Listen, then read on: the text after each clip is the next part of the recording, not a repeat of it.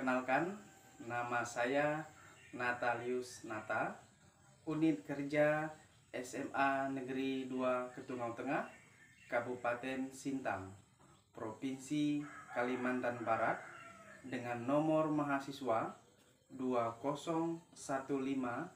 2015071317888. Saya mahasiswa pendidikan profesi guru dalam jabatan kategori 1, program bidang studi pendidikan Pancasila dan Kewarganegaraan tahun 2022 dengan LPTK Universitas 11 Maret. Pada hari ini, hari Rabu, tanggal 5 bulan Oktober tahun 2022, saya akan melaksanakan kegiatan praktik pembelajaran dengan menggunakan model pembelajaran problem based learning, di mana nanti saya akan menggunakan pendekatan pembelajaran kontekstual serta akan menerapkan metode pembelajaran tanya jawab dan metode pembelajaran diskusi kelompok. Kegiatan praktik pembelajaran ini akan saya lakukan bersama dengan siswa-siswi kelas 11 IPS dengan materi kasus-kasus pelanggaran hak asasi manusia. Selamat menyaksikan. Selamat pagi. Pagi. Baik, kita berjumpa lagi pada pertemuan yang kedua ini. Di sini yang pertama saya ingin menanyakan dulu, apa kabar kalian semua? Baik. Syukur ya, sehingga kita bisa melakukan lagi pada pertemuan yang kedua ini. Baik, sebelum kita memulai kegiatan pembelajaran, kita berdoa terlebih dahulu. Saya minta Dimas untuk memimpin kita dalam doa. Kita belajar adalah kita dalam Eropa dan kita ada di sana. Ya Allah Bapa dan di surga, kami bersyukur dan terima kasih kepada-Mu atas berkat makanan ini, kami bisa berkumpul kepada ini dan ini. Ya Tuhan, sebentar lagi kami akan mulai kegiatan kami belajar dari awal ke pertengahan sampai akhir. Ya Tuhan, hanya ini doa Anakmu dengan Kristus menghadap kami. Amin. Dalam nama Bapa, Putra dan Roh Kudus. Amin. Oke, terima kasih kepada Beta sudah memimpin kita dalam doa. Selanjutnya Bapak akan mengabsen terlebih dahulu Albertus Dopo, Beta Lestari, Dimas, Litwina, Maximus Fernando, Korintus, Prayuda, Yena, Intan. Nada ya.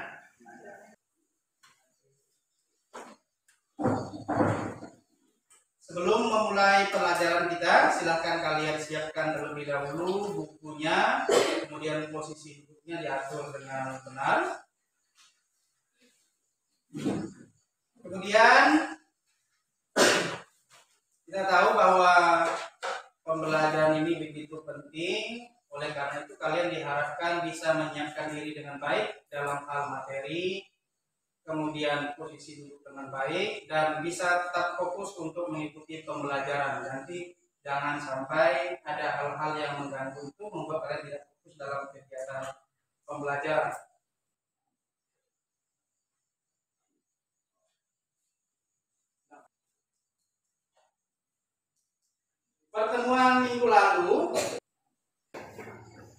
Pertemuan sebelumnya kita sudah membahas tentang makna hak asasi manusia. Kemudian kita juga sudah membahas tentang sifat-sifat hak asasi manusia. Harapannya kalian masih mengingat apa itu hak asasi manusia. Yang masih ingat apa yang disebut dengan hak asasi manusia, silakan angkat tangan. Baik, apa yang disebut dengan hak asasi manusia? Boleh. Tidak usah beli. Hak asasi manusia merupakan hak yang melekat pada diri manusia sejak lahir dan tidak bisa dibatasi oleh siapapun. Oke, betul sekali, itu adalah hak asasi manusia. Kemudian minggu lalu juga kita sudah sampaikan bahwa hak asasi asasi manusia itu memiliki 4 sifat. Baik, yang pertama apa? Universal, Universal. berlaku untuk semua manusia tanpa terkecuali. Yang kedua yang masih ingat, silakan. Apa yang kedua? Utuh, hak manusia tidak dapat dibagi-bagi. Betul. Yang ketiga. Hakiki, hak yang sudah dibawa zahir. Baik. Yang terakhir yang masih ingat, silakan angkat tangan. Baik. Kekal, tidak dapat diambil dan dipindah ke orang lain. Baik, itu adalah materi kita minggu lalu, ya. Hari ini kita akan mempelajari tentang kompetensi dasar yang KD 3.1, yaitu tentang menganalisis pelanggaran hak asasi manusia dalam perspektif Pancasila dalam kehidupan berbangsa dan bernegara. Kemudian tujuan pembelajaran kita hari ini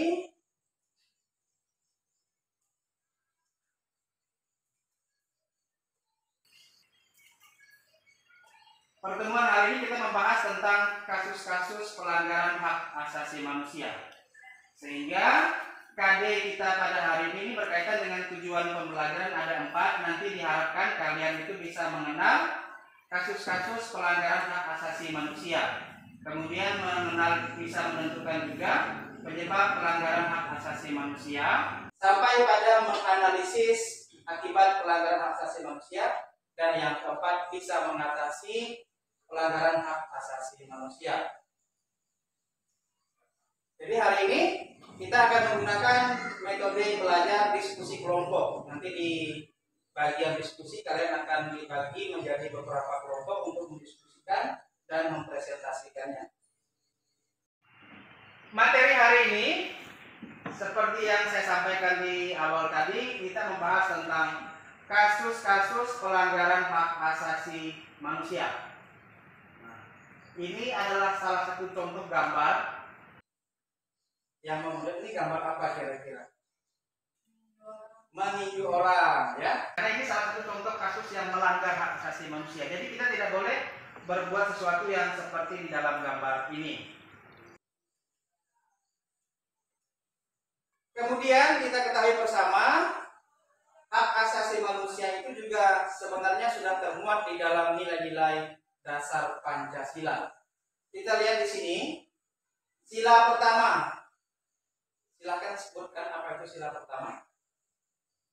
Kemanusiaan yang adil. Baik, kemanusiaan yang adil dan beradab. Contohnya di sini ya ini. Kita itu mempunyai kemerdekaan untuk beragama, kemudian melaksanakan ibadah.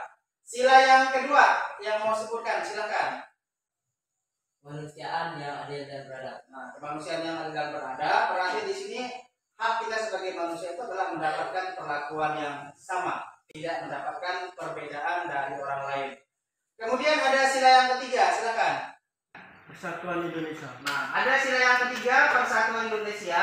Kita memang mendapatkan hak itu untuk mendapatkan kedamaian dan persatuan. Jadi dalam hak kita ini, dalam Persatuan Indonesia, kita itu harus memperoleh hak untuk bisa hidup dalam kedamaian dan ketertiban.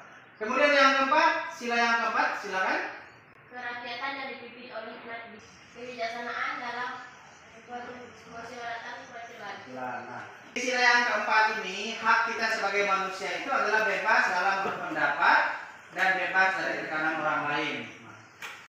Kalau kita melihat dari hak asasi manusia dalam nilai Pancasila ini, memang sebenarnya sudah disampaikan begitu banyak hak yang kita bisa dapatkan sesuai dengan nilai yang didapatkan di dalam Pancasila. Namun kenyataannya dalam kehidupan sehari-hari itu masih banyak terjadi pelanggaran-pelanggaran hak asasi manusia yang tidak kita peroleh. Bahkan kita itu mendapatkan banyak kasus-kasus yang bisa menimpa kita, bahkan kita sendiri yang bisa menjadi pelakunya. Nah, kalau kita melihat yang pertama, ini adalah salah satu contoh pelanggaran hak asasi manusia yang sesuai dengan pelanggaran sila 1, yaitu makan di depan orang berpuasa. Nah, pertanyaannya, menurut kalian apa penyebab kita ini masih makan di depan orang yang sedang berpuasa? Silakan angkat tangan. Baik, apa penyebabnya?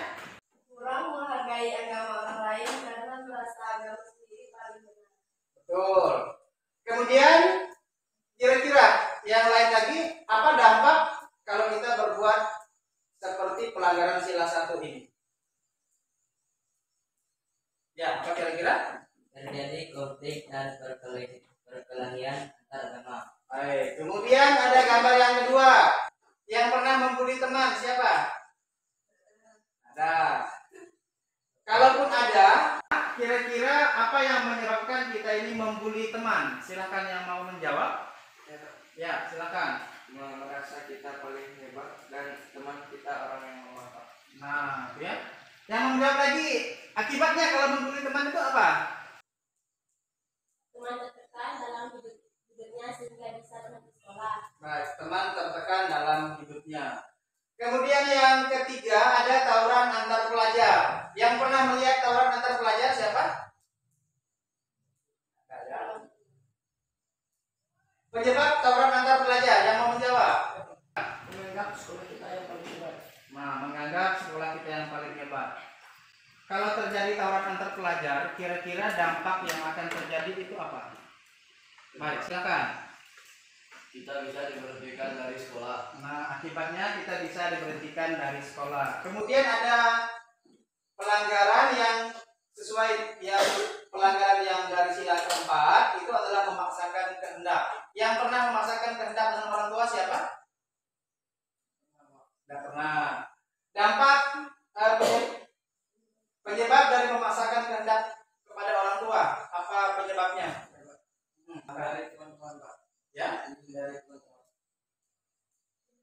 Penyebab dari memaksakan kehendak. Merasa pendapat kita paling benar dan Merasa pendapat kita paling benar. Akibatnya kita dihindari teman kita. kita dihindari teman kita. Kemudian yang terakhir, ini adalah yang ketidakadilan. Ini gambar orang akan membagi uang ya. Yang sekolah sini dapatnya banyak, yang sekolah sini mendapatkannya sedikit. Penyebab ketidakadilan ini, silakan. Kita membeda-bedakan orang lain. Kita membeda-bedakan orang lain. Dampaknya apa? Orang tidak mendapatkan bagian yang semestinya. Orang tidak mendapatkan bagian yang semestinya. Kemudian dari kenyataan yang ada ini, tadi sudah Bapak tanyakan, ada 3 yang terjadi. Yang pertama ini mengapa masalah di gambar pelanggaran tersebut bisa terjadi. Tadi kalian sudah menjawabnya. Kemudian apa dampak dari pelanggaran hak asasi tersebut? Juga tadi sudah dijawab. Nah, yang lebih penting ini di bagian ketiga. Kita itu harus bisa menemukan solusi supaya pelanggaran hak asasi manusia seperti di dalam gambar ini tidak terjadi. Itu kita harus membuat sebuah solusinya. Karena kita tidak mau nanti terjadi ada pelanggaran-pelanggaran seperti yang ada di gambar ini. Untuk bisa menemukan solusi dan memecahkan masalah seperti di dalam gambar ini, Bapak akan bagi kalian menjadi beberapa kelompok diskusi.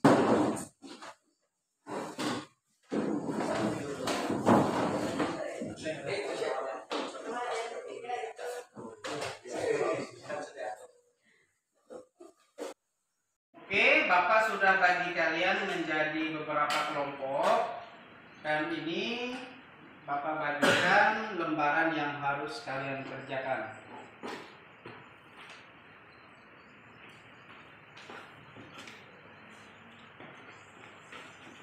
Setelah saya bagikan lembar kerja peserta didik, saya sudah memberikan di situ arahan apa yang harus kalian diskusikan berkaitan dengan pelanggaran yang tadi, tentang penyebab pelanggaran hak asasi manusia, dampak pelanggaran, dan bagaimana menurut kalian solusi atau upaya mengatasi pelanggaran tersebut. Nah, sekarang silahkan didiskusikan di dalam kelompoknya masing-masing.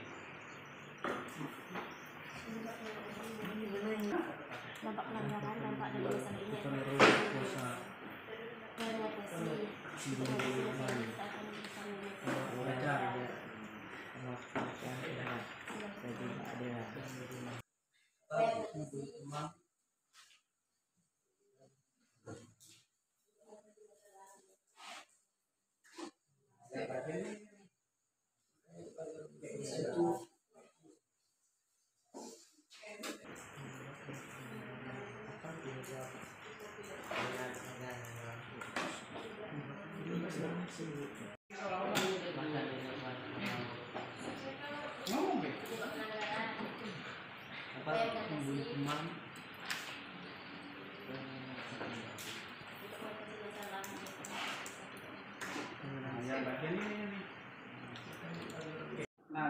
sudah selesai melakukan diskusi kelompok. Sekarang waktunya untuk masing-masing kelompok itu mempresentasikan hasil dari diskusi kelompoknya tentang solusi untuk mengatasi pelanggaran hak asasi manusia. Silakan kelompok 1 terlebih dahulu untuk mempresentasikannya. Kelompok 1, kasus pelanggaran HAM. Makan di depan orang berkuasa. Penyebab pelanggaran. Menurut kelompok kami, penyebab kita tidak menghargai orang yang sedang berpuasa dengan makan dan minum di depan mereka adalah kita kurang memiliki rasa toleransi dan menganggap agama kita yang paling benar. Kedua, dampak pelanggaran. Dampak kita tidak menghargai orang yang sedang berpuasa dengan makan dan minum di depan mereka adalah bisa terjadi perpecah dan konflik antar agama yang mengakibatkan perkelahian. Ketiga, upaya mengatasi pelanggaran. Menurut kelompok kami, yang harus kita lakukan untuk menghargai orang yang sedang puasa, kita harus menyadari bahwa kedudukan semua agama benar dan kita wajib untuk menghargai agama orang lain. Tawuran pelajar. Menurut kelompok kami, tawuran antara pelajar disebabkan merasa tidak suka pada siswa sekolah lain, sehingga menyebabkan timbul perkelahian antar sekolah. Dampak dari tawuran pelajar adalah terjadi korban luka maupun korban jiwa dari siswa yang melakukan perkelahian. Untuk mengatasi pelanggaran tersebut, kita harus saling menghargai satu sama lain, walaupun berbeda sekolah dan menanamkan nilai-nilai persatuan sebagai anak bangsa. Oke, tepuk tangan dulu untuk kelompok 1. Kita sudah mempresentasikannya. Mungkin ada dari kelompok lain yang ingin bertanya kepada kelompok 1, dipersilakan. Yang mau bertanya? Ya, silakan. Kelompok 1 tolong disimak pertanyaan dari mereka. Tadi kelompok kalian ada mengatakan istilah rasa simpati. Apa maksudnya? Nah, ada pertanyaan dari kelompok 2 yang disebut dengan rasa simpati itu apa? Rasa simpati adalah rasa peduli sekaligus rasa kasihan terhadap kondisi orang lain. Nah, bagaimana kelompok 2? Bisa dipahami? Bisa. Nah, dari kelompok 3 mungkin ada yang mau bertanya? Ada. Nah, silakan dari kelompok 3. Menurut kelompok kalian, bagaimana jika orang lain yang memaksakan kehendaknya pada kita? Nah, ada pertanyaan dari mereka ya, bagaimana jika ada orang lain yang memaksakan kehendak kepada kita? Silakan kelompok 1 dijawab. Jika ada orang lain memaksakan kehendaknya pada kita, kita tetap mendengarkan saja, dan setelah itu baru kita menyampaikan usul kita. Baik, itu tanggapan dari kelompok 1.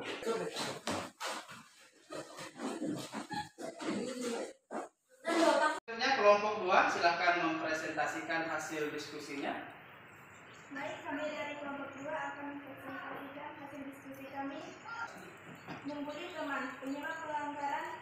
Menurut kelompok kami, membuli teman disebabkan oleh teman kita sering membuat tertawa dan kita menganggap hal itu sebagai lelucon. Dampak pelanggaran, dampak dari membuli teman adalah bisa dituntut oleh orang tuanya karena sudah merendahkan anaknya dan bisa ditangkap oleh pihak yang berwajib. Upaya mengatasi pelanggaran. Untuk mengatasi masalah ini, kita harus berusaha untuk tidak menertawakan kesalahan teman kita dan lebih baik kita mencoba untuk memberi semangat dan motivasi kepadanya jika kita memiliki kekurangan.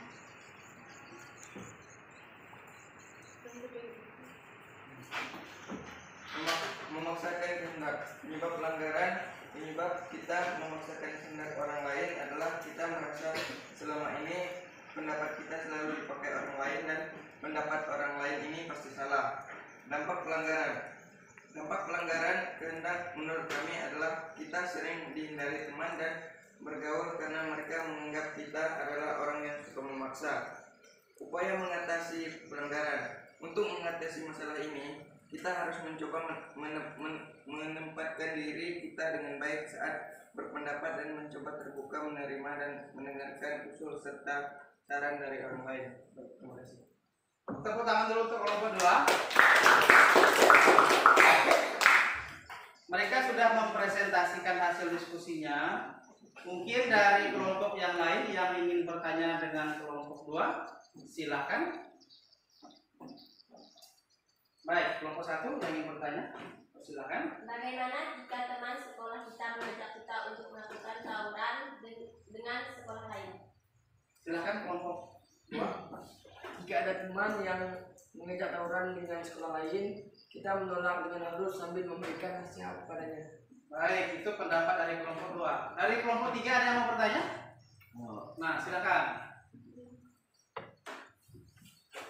Mengapa kita harus berlaku adil dengan sesama? Nah, mengapa kita harus berlaku adil dengan sesama? Kelompok 2 silakan ditanggapi. Berlaku adil sangat penting dilakukan karena dengan berlaku adil kita sudah bijak dan melakukan sesuatu. Selanjutnya kelompok 3 silakan mempresentasikan hasil diskusi kelompoknya. Yang pertama, kasus-kasus pelanggaran HAM. Makan di depan orang berpuasa. Penyebab pelanggaran, menurut kami, salah satu penyebab kita tidak menghargai orang yang sedang berpuasa adalah kita tidak memahami tujuan dari mereka berpuasa. Kemudian dampak pelanggarannya, dampak dari tidak menghargai orang berpuasa menyebabkan kita saling bermusuhan dengan agama lain. Upaya mengatasi pelanggaran, upaya mengatasi pelanggaran ini kita harus mencoba menerima perbedaan hidup beragama yang ada. Kasus ketidakadilan. Penyebab ketidakadilan menurut kami adalah rasa kekeluargaan yang terlalu tinggi, di mana kita merasa orang yang paling dekat dengan kita harus diutamakan. Dampak dari ketidakadilan adalah muncul rasa cemburu sosial dan iri hati dari pihak yang merasa dirugikan. Untuk mengatasi masalah ini, menurut kelompok kami, kita harus menanamkan rasa tanpa membeda-bedakan dalam memberikan sesuatu kepada orang lain sehingga tercipta keadilan. Oke, tepuk tangan untuk kelompok 3 sudah presentasi. Pendapat mereka bagus sekali hasil diskusinya. Mungkin dari kelompok 1 dan 2 ingin bertanya, disilakan untuk bertanya. Siapa? Baik, dari kelompok 2 ingin bertanya, silakan. Kelompok 3 disimak pertanyaannya. Menurut kelompok kalian, apa yang harus dilakukan jika ada teman salah dalam berpendapat? Nah, apa yang harus dilakukan jika teman salah dalam berpendapat? Jika teman ada yang salah dalam berpendapat, kita tidak boleh merendahkan pendapatnya, tapi kita harus memberikan masukan padanya. Bagaimana cara kalian untuk membujuk supaya teman kalian tidak melakukan tawuran antar pelajar? Menjelaskan dampak yang akan terjadi jika melakukan tawuran seperti ada korban dan bisa mendapat sanksi hukum. Oke, tepuk tangan untuk kelompok 3.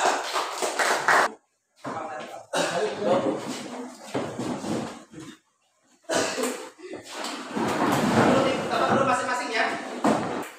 Nah, tadi kalian semuanya sudah mempresentasikan hasil diskusi kelompoknya dan sudah terjadi tanya jawab, dan sekarang sudah kembali ke posisi semula. Mungkin masih ada yang belum jelas dari hasil diskusi tadi yang ingin bertanya. Bapak persilakan. Nah, silakan. Bagaimana cara kita supaya menerima usul orang lain di saat kita merasa bahwa pendapat kita sudah benar? Nah, di sini ada satu teman kalian bertanya, bagaimana cara kita supaya kita itu bisa menerima usul orang lain di saat kita merasa bahwa pendapat kita sudah benar? Mungkin ada yang ingin menjawab terlebih dahulu? Nah, silakan. Kita berusaha membuka diri dengan menyadari bahwa pendapat kita juga masih banyak kekurangannya. Baik, tepuk tangan dulu ya. Jadi betul yang dijawab oleh teman kalian bahwa jika kita merasa pendapat kita sudah benar, kita juga tetap harus membuka diri. Karena kadang-kala kita itu membuat suatu pendapat hanya berdasarkan pada pandangan diri sendiri. Kemudian selanjutnya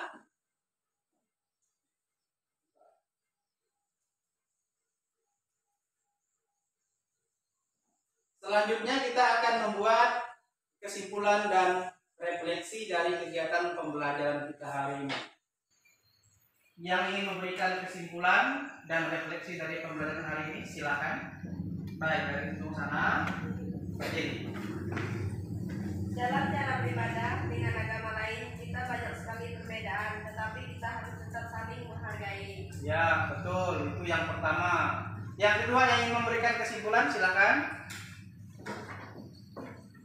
Perilaku bully terhadap orang lain tidak boleh kita lakukan karena bisa menyebabkan mereka menjadi tertekan bersama. Oke, yang ketiga yang ingin memberikan kesimpulan, silakan. Ya. Dalam sebuah forum kita tidak boleh melaksanakan perintah cepat dan perintah kita kepada orang lain. Jika ada teman yang menggunakan pendapat kita, menurut saya biarkan saja ada yang memberikan pendapat. Perilaku melawan orang tua jangan pernah kita lakukan, karena perilaku tersebut dapat menyebabkan kita semakin jauh kepada orang tua. Baik, tepuk tangan untuk teman-teman kalian yang sudah. Tadi kalian sudah menyampaikan kesimpulan dan refleksi. Kemudian supaya saya bisa mengetahui hasil dari pembelajaran hari ini, saya akan memberikan soal. Ini adalah soal yang harus kalian kerjakan saat ini juga. Ya, harus kalian kerjakan. Kalau memang nanti waktu tidak cukup, ya silakan disambung di rumah. Silakan kalian tulis 5 soal yang harus kalian kerjakan ini.